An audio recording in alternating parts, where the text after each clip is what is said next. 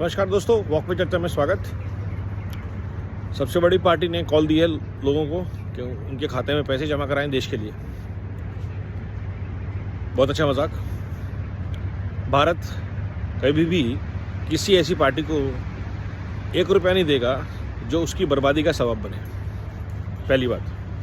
दूसरी बात, ये संदेश सिर्फ कांग्रेस पार्टी के नेताओं और कार्यकर्ताओं के लिए है कि जो आपने माल इकट्ठा किया हुआ है सब जगह, उसका वापस पार्टी के खातों में डेवलप करवाए हैं। कुछ तो हिस्सा करा ही दो। तो जितना भी इन फंड में पैसा आएगा 2-4-5 हज़ार करोड़, वो सारा वो पैसा होगा जो कांग्रेस का पैसा बाहर पड़ा हुआ है, कैश। ये भ्रष्टाचार पे प्रहार का असर है। साहू जी से पैसा इकट्ठा हुआ है, वो तो मर गया, वो साहू जी साहब देते रहेंगे, लेकिन पैसा तो पार्टी को गया। ये सबको समझ में आ रहा है। कलेक्शन वो इसीलिए कर रहे थे। तीसरी चीज़, भारत पैसा दे क्यों? 100 साल पुरानी जो अपने आप को पार्टी बोलती है, उसका जन्म ही इसलिए हुआ था कि भारत को बर्बाद करना है। अंग्रेज़ों ने बनाया था ताकि आज़ादी की मूवमेंट को ख़त्म किया जा सके। अंग्रेज़ों ने उसमें गोरे साहब भरे ताकि देश को 2 हिस्सों में बांटा जा सके। जो पुराने स्वतंत्रता सेनानी थे, लाल बाल पाल जैसे, उनको साइड में करके अफ्रीका से नए नेता इंपोर्ट किए गए। फिर उनके साथ जोड़े गए और भी सख्त अंग्रेज और ज़्यादा ब्राउन,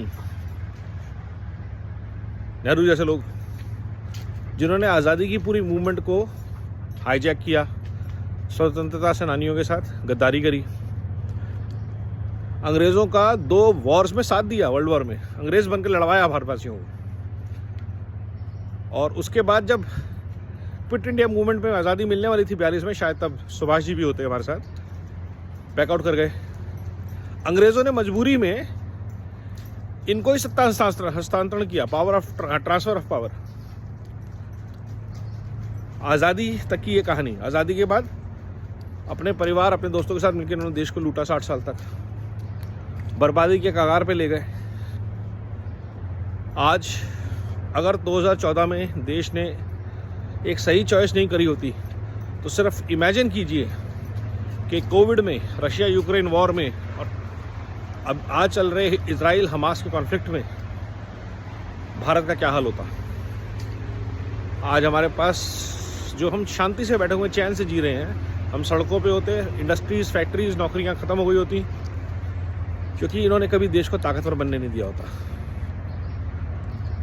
तो ये जो भ्रष्टाचार पे करारा प्रहार हो रहा है, इसके खिलाफ ये कलेक्शन ड्राइव हो रही है कि कुछ ना कुछ पैसा बचा लें। करने दीजिए, सबके खाते सामने आ जाएंगे। लेकिन भारत तो इसको सपोर्ट करने वाला है नहीं, ऐसा मेरा विश्वास है। कोई भी सनातनी भारतीय जो जनवरी में राम मंदिर को लेकर उत्साहित है, वो दिसंबर और जनवरी में इनको तो एक पैसा देने वाला नहीं है, ऐसा मेरा दृढ़ विश्वास है। तो इनको जो करना है कर लें। भ्रष्टाचार पे करारा प्रहार जारी रहेगा। कोई कलेक्शन ड्राइव उसको रोक नहीं सकती। कोई नेगेटिविटी, कोई लूट, झूठ और फूट की राजनीति उसको रोक नहीं सकती। कोई ये पार्लियामेंट पे अटैक के ड्रामे इसको रोक नहीं सकते। मुद्दे की बात यह है कि भ्रष्टाचारियों और परिवारवादियों से पोषित, दूषित भारत को हमें पूर्णतः मुक्त करना है, और ये प्रयास बहुत ज़ोर शोर से चलता रहेगा। आप कोई भी कलेक्शन ड्राइव कर लीजिए, 1 रुपया आपको भारत से नहीं मिलेगा।